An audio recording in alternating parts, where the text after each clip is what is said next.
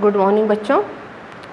हम क्लास 6 में अध्याय 2 भोजन के घटक लेसन पढ़ रहे हैं ना।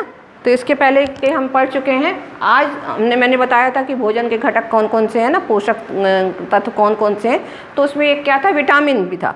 तो हम आज क्या देखते हैं, विटामिन और खनिज लवणों के अभाव के कारण होने वाले रोग। मतलब ये जो विटामिन है और खनिज लवण हैं, यदि ये नहीं होंगे तो उसके अभाव में कौन कौन से रोग या विकार उत्पन्न होंगे। तो पहला क्या है, ये यहाँ खनिज के नाम लिखे, यहाँ रोग दिया, यहाँ उसके लक्षण दिए हैं कि नहीं होने से इसके लक्षण क्या क्या होते हैं। तो पहला विटामिन ए दिया है। तो विटामिन ए से नहीं होने पर उसके मतलब अभावजन रोग कौन सा होगा, क्षीणता होगी, दृष्टिहीनता होगी। क्षीणता मतलब विटामिन ए की कमी से क्या होगा, कमजोरी आएगी। और दृष्टिहीनता मतलब हमारे देखने की जो शक्ति होगी वो कम हो जाएगी, जो हमको दिखाई देना कम हो जाएगा।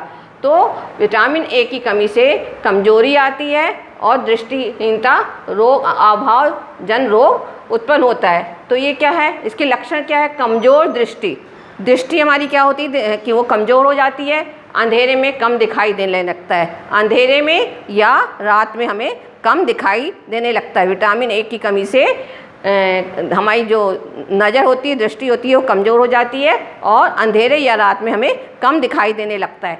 दूसरा क्या है, विटामिन बी वन। तो विटामिन B1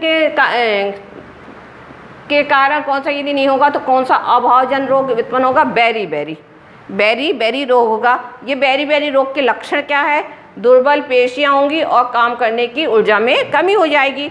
विटामिन B1 की कमी से क्या होगा, हमारी जो पेशियाँ होती हैं वो क्या होती हैं, कमज़ोर हो जाएंगी और उसके कारण क्या होगा, हमारा काम करने की ऊर्जा और शक्ति हमारी कम हो जाएगी, है ना। तो हम जब भी कोई भी काम करेंगे तो हमारे में बहुत अधिक कमजोरी हमको महसूस होती है। तो विटामिन B1 की कमी से क्या होता है, बेरी रोग होता है और दुर्बल जो हमारे शरीर की पेशियाँ दुर्बल हो जाती है और काम करने की शक्ति और ऊर्जा में कमी आ जाती है। इसके बाद तीसरा क्या है, विटामिन सी। विटामिन सी की कमी से क्या होता है, स्कर्वी रोग होता है। विटामिन सी की कमी से कौन सा होता है, स्कर्वी रोग होता है। इसके लक्षण क्या है, स्कर्वी के मसूड़ों से खून निकलना, भाव भरने में अधिक समय लगना। विटामिन सी के ऊपर मसूड़ों से खून निकलना, जो हमारे मसूड़े रहते हैं दांतों में, मुंह में, वो क्या होता है, उसमें से खून निकलने लगता है ना। कई बार यदि आप ब्रश करते हो तो भी आपकी मसूड़ों से खून निकलने लगता है। तो विटामिन सी की कमी से क्या होता है, मसूड़ों से खून निकलने लगता है, घाव भरने में अधिक समय लगता है। कोई यदि चोट लग जाती है, हमको कोई चोट लग जाती है तो वो बहुत जल्दी ठीक नहीं होती है, उस घाव को भरने में काफ़ी समय लग जाता है। तो ये किसकी कमी से होता है, विटामिन सी की कमी से होता है। फिर विटामिन डी क्या है, रिकेटस। विटामिन डी की कमी से क्या होता है, रिकेटस, है ना, रोग उत्पन्न होता है। इसके लक्षण क्या है, अस्थियों का मुलायम होकर मुड़ जाना। अस्थियाँ जो हमारी हड्डियाँ रहती हैं वो मुलायम हो जाती है, मुलायम होकर मुड़ जाती है। कई लोग आप देखोगे कि अच्छे मतलब जब इसकी कमी होती है तो उनकी जो चलने में क्या होता है, उनको तिरछापन आ जाता है, वो ठीक से चल नहीं पाते हैं। तो क्या होता है, उनकी जो अस्थियाँ रहती हैं वो मुलायम होकर मुड़ जाती है। तो ये क्या हो गया, विटामिन ए, विटामिन B1 और विटामिन सी और विटामिन डी की कमी से आपने देखा कौन कौन से अभावजन रोग उत्पन्न होते हैं और उनके लक्षण क्या है। इसके अलावा आपने देखा कैल्शियम, है ना। तो कैल्शियम की कमी से भी क्या होता है ना, कैल्शियम की कमी से भी हमारे दांत खराब हो जाते हैं, है ना। दांतों में भी कहते हैं ना कि कैल्शियम की गोलियां लेनी चाहिए। कैल्शियम की कमी से भी दांत वगैरह जो हमारे खराब हो जाते हैं। उसी प्रकार यदि कोई खनिज लवण हमारे शरीर में कम होगा तो उससे भी कई रोग उत्पन्न होते हैं। तो इस प्रकार हमारे शरीर को स्वस्थ रखने के लिए हमें मतलब विटामिन लेना चाहिए। कौन कौन से विटामिन हमारे शरीर के लिए ज़रूरी है, पूरे विटामिन हमको लेना चाहिए, है ना। उसी प्रकार अब ये देखिए, यहाँ पे आपने देख लिया कि विटामिन और खनिज लवणों के अभाव में कारण कौन से रोग उत्पन्न होते हैं, उसके कौन से लक्षण हैं। अब यहाँ मैंने कुछ मतलब ये दिए हैं, उसको हमको लिखना है कि कौन से पोषक तत्व के रूप में हमारे मतलब क्वेश्चन दिए, उसको एक वर्ड में आपको आंसर लिखना है। तो क्या है, पहला क्वेश्चन क्या है आपका, पहला क्वेश्चन है आपका कि पोषक जो मुख्य रूप से हमारी शरीर को ऊर्जा देते हैं, कौन से पोषक है जो हम मुख्य रूप से हमारे शरीर को ऊर्जा देते हैं, उसका हमको नाम लिखना है। तो यहाँ पे कौन सा पोषण है जो हमारे शरीर को मुख्य रूप से ऊर्जा लेते हैं, तो इसका क्या लिखोगे आप, कार्बोहाइड्रेट। क्या लिखोगे, कार्बोहाइड्रेट, कार्बोहाइड्रेट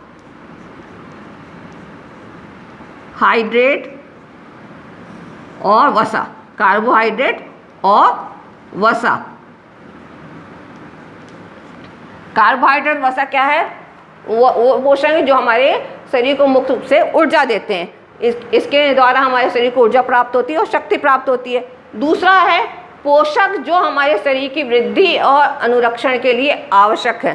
कौन से पोषक हैं जो हमारे शरीर की वृद्धि और अनुरक्षण के लिए आवश्यक है? तो मैंने बताया था तो कौन कौन से पोषक हैं? प्रोटीन और खनिज लवण।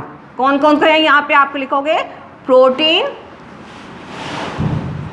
और खनिज लवण, खनिज लवण। तीसरा है वह विटामिन जो हमारी अच्छी दृष्टि के लिए आवश्यक है। कौन सा विटामिन है जो हमारी अच्छी दृष्टि के लिए आवश्यक है? वो आएगा विटामिन ए। यहाँ आपने पढ़ा भी है, यहाँ भी देखिए विटामिन ए क्या है? कमजोर दृष्टि हो जाती है सर, विटामिन ए की कमी से हमारे ना दृष्टि कमजोर हो जाती है। तो क्या है जो है, कौन सा विटामिन है जो हमारी दृष्टि के लिए आवश्यक है? तो वो आएगा विटामिन ए, विटामिन ए। ठीक है।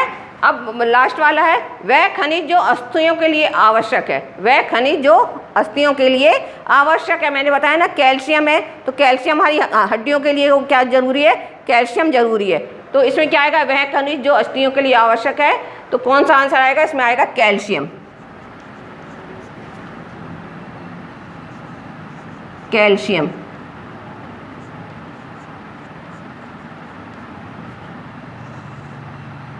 है ना, कैल्शियम और फास्फोरस भी हो सकता है।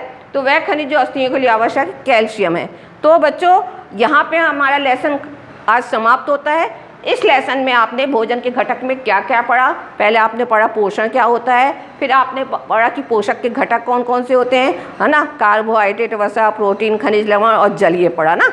उसके बाद उस कार्बोहाइड्रेट के लिए हमारे शरीर के लिए कौन सा घटक किस प्रकार से उपयोग रहता है ना, कार्बोहाइड्रेट स्टार्च के रूप में रहता है ना, वसा चिकनाई के रूप में रहता है, प्रोटीन शरीर की वृद्धि के लिए रहता है ना, जल और दूधांश जो रहते हैं वो भी हमारे शरीर के लिए जरूरी होते हैं, और विटामिन हमारे शरीर के लिए जरूरी होते हैं। उसके बाद आपने क्या पढ़ा? किस किस विटामिन से कौन कौन से, मतलब फिर आपने वो पढ़ा कि अभावजन्य रोग कौन कौन से होते हैं, वो पढ़ा आपने। फिर याद ये पढ़ा कि विटामिन कौन कौन से, विटामिन के कारण कौन कौन से रोग होते हैं, उसके लक्षण क्या क्या होते हैं।